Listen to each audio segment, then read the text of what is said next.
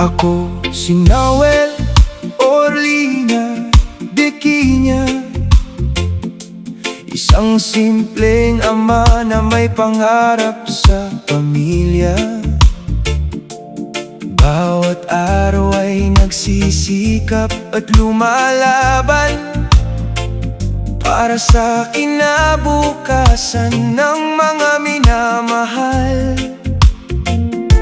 Hindi man mayaman, puso ko'y tapat, pagmamahal sa pamilya ang aking kayamanan.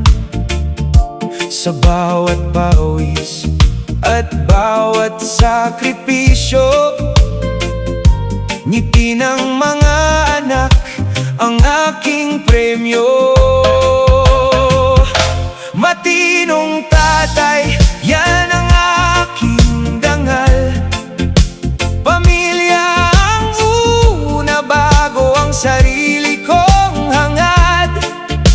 Tapat sa asawa, mapagmahal sa mga anak.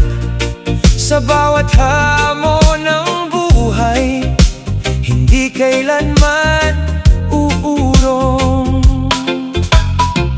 Turuan ng mga anak ng respeto at kabutihan, maging gabay sa tamang landas ng kanilang buhay. Sa hirap at ginhawa, sama-samang lalaban, dahil ang tunay na ama ay laging maaasahan. Hindi perpekto ang isang ama, ngunit buong puso ang kanyang pagmamahal. Basta't sama-sama at may pananampalataya, lahat ng pagsubok ay kayang lampasan.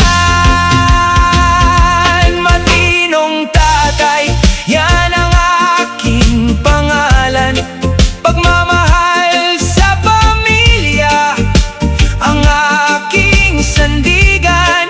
Ako si Noel Orlina Dequiña, buong pusong naninindigan na ang tunay na yaman ay isang masayang tahanan.